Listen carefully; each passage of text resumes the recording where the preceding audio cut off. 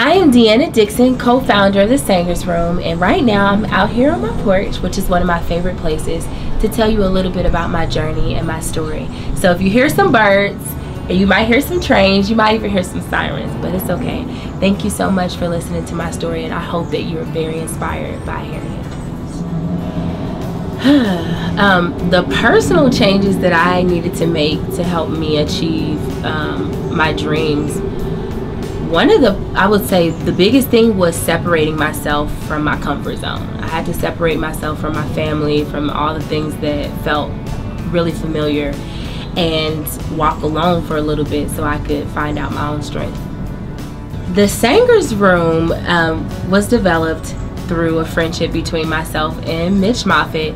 We actually decided that we wanted to bring together all of our close friends that were singers, and we wanted to like put them all in the same room, get an acoustic guitar, and just kind of have a shed session. Like, we had no idea that it was going to grow into this business and recognized around the country, and people following us, and you know, people we've looked up to for years, like wanting to come to our shows. Like, we had no idea that that was going to happen. We just simply wanted to create an outlet for singers like ourselves, where we would find a place where we belong and give some other singers a place where they could belong. If you came to one of our Singers Room events, depending on what event it was, because we do something called Honesty Hour as well as our live feature shows, what you will expect is to be wowed by the talent that's performing at our shows.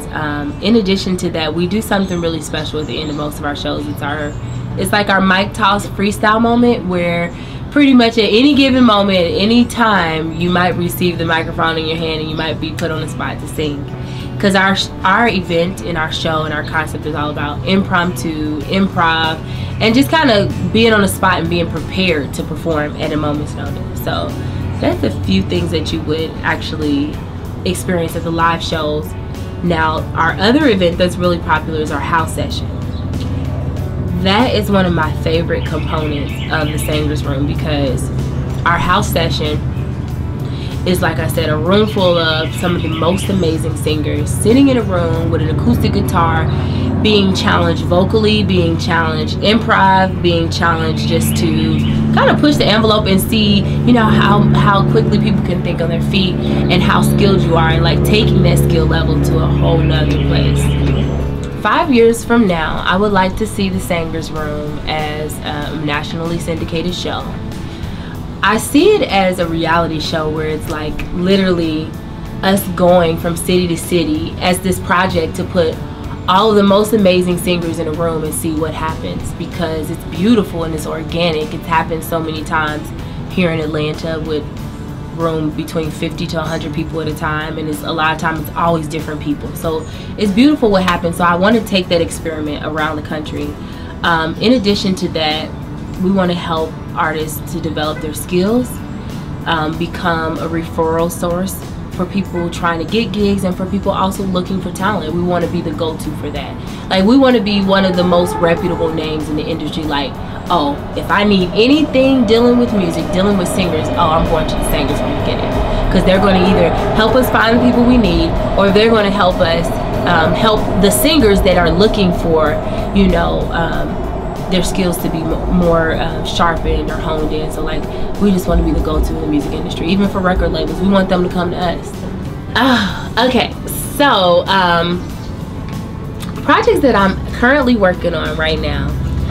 I just put in my letter of resignation in my place of employment Monday.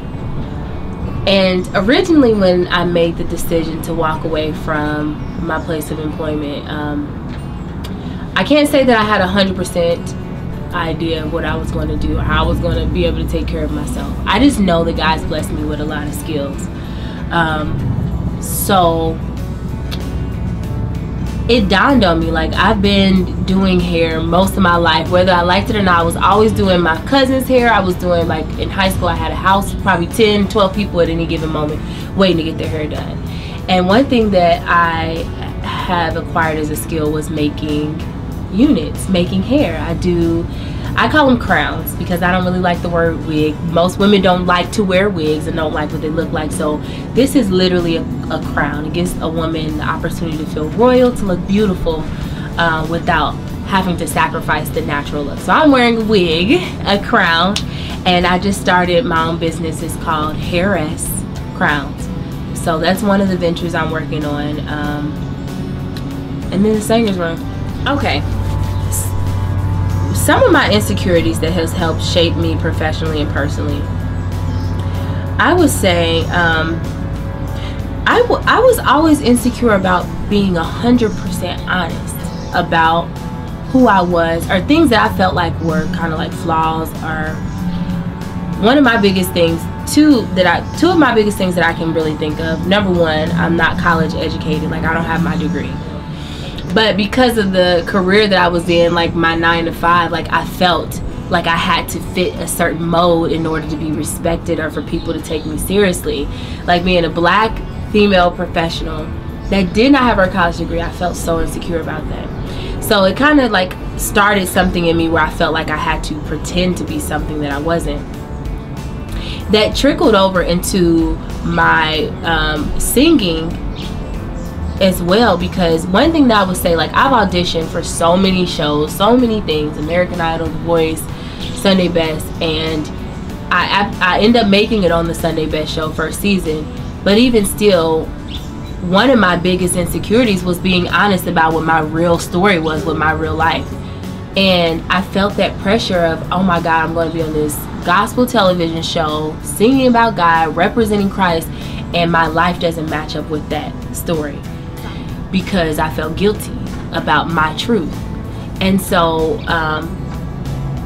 I have learned that my truth is so much more powerful than what I want to sometimes make it appear to be, because there's more people that can relate to my flaws than can relate to my perfection, or what I want to make appear as perfection. And so, you know, these last few years, just feeling comfortable in my own skin is the most beautiful thing. Just being okay with not being perfect, accepting that, accepting my truth, has helped really propel me professionally and personally. And I'm learning that it's okay to be afraid, but it's not okay not to do something because you're afraid. Like, I don't want to be afraid of my fear, if that makes sense. Like, I'm going to be fearful. Like, every time I get up and sing, I'm like a lot of times shaking in my boots, because I feel like people have expectations of me doing well. They expect me to sound good, and that frightens me, because I feel like, once again, I'm in that place where I can't mess up. But learning how to operate in fear, and overcome and overcome my insecurities of maybe sometimes feeling like I'm not as good as other people, or I don't fit the conventional mold of being in this, having this title or having this position. Like, it's okay. I miss so many opportunities because people can see through that. People can see through your uncomfortability in your skin, and people want people that are like 100% like who they are. They want to see who you are, and I was never comfortable showing who I was, and didn't know that who I was much more interesting than who I was trying to be. My biggest accomplishment is probably most recent, is having the strength and boldness to finally walk away from my security blanket, which I did on Monday. Like, just being confident and know that I have everything I need within me to be wildly successful, and I don't have to have that safety net. Like, why walk when you have wings? Like, I've been walking all these years with these wings on my back, and now finally accomplished chasing after that freedom and it flying. Like, that is my biggest accomplishment right now. Like, it doesn't, like, to somebody it may not be that big, but just like, I was brave enough to believe in myself. And that's the thing that separates people from being good and great. Like, that belief that I can fly is what's going to help me soar, because I can fly. My ultimate career goal is to make money off of my God-given talents. Like, that's my career goal. I don't want to make somebody else rich anymore. I want I can freaking do hair. I want to make money off of that. I can freaking sing. I want to make money off of that. I'm creative. I'm innovative. I want to make money off of what God gave me, not off of like what somebody taught me to do. Music for me has saved my life so many times. I remember like my worst breakup, or like probably the one like situation in my life that really kind of broke me down, and even to this day, like 12, 13 years later, I can still say that was a hard time for me. It was experiencing this breakup. And I remember the song that I wrote during that time or after that time that healed me, and I still reference that song. I wrote this song called Over You. It saved my freaking life. And it was just talking about it's not easy getting over you when you love someone that no longer loves you. So music has been my lifeline, and that's what that is. Now family, like when I think of family, I think of my mother and my father, and they are by far my absolute biggest cheerleaders, and I have the best support system. Even from afar, like even when I told my mom I decided to quit my job, and she looked at me and she was like, I'm not just saying this because I'm your mother.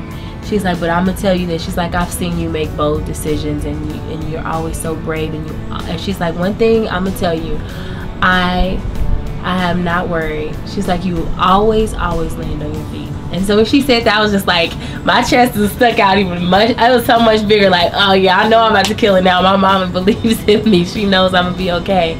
Because I was most afraid of letting her down, or not being that person that she could turn to if she needed something. But just knowing that my family supports me no matter what, that's amazing. That's, my family means everything to me. The thing that makes me happy, and what probably comes across, what people see when they look at my social media, is like, being free makes me happy. Like, I'm free. I'm like the most free that I've ever been in my life. And I'm so adventurous. I just love living. Like, I love my friends. My friends here are my family. And yeah, like, I don't really like being in a box, and I don't feel like I have to be in a box anymore. The key to success, in my opinion, is number one, belief in God, and knowing that He will provide no matter what it looks like, knowing that He absolutely is the only reason why things go the way that they go. Like, you know, it doesn't matter how educated you are, no matter how beautiful you are, at the end of the day, if you don't have God and He doesn't sign off on it, He has the authority to take it and give it to you. So just knowing, believing that He is going to be the ultimate decision maker, deciding factor in your level of success. And then number two, believing in yourself. Most people have all these skills and talents and don't believe in themselves. So like, you have to believe. You have to believe in you. And then the last key to success to me is just doing it. People can find me on social media. It's www.deannadixon.com, and that will lead you to my Instagram page, my Facebook page, my Twitter, which I don't use, my YouTube page, and then also thesangersroom.com. But for people that don't want to go type in my web address, you can also go to Instagram, is what I use the most. I am Deanna Dixon. When I post my videos, one thing that's really important to me for people to gather from seeing me is that, like, I am 100% comfortable in my skin, and I want people to receive that and adapt that same sense of confidence that I've, you know, gathered over the years of learning that it's okay to be flawed, it's okay to mess up, and it's okay to be you. Like, I want people to realize when they see my social media that Deanna, no matter where she's at, she's gonna be 100% who she is, no matter who's around. President Obama will be sitting beside me, and I'm be Deanna Dixon.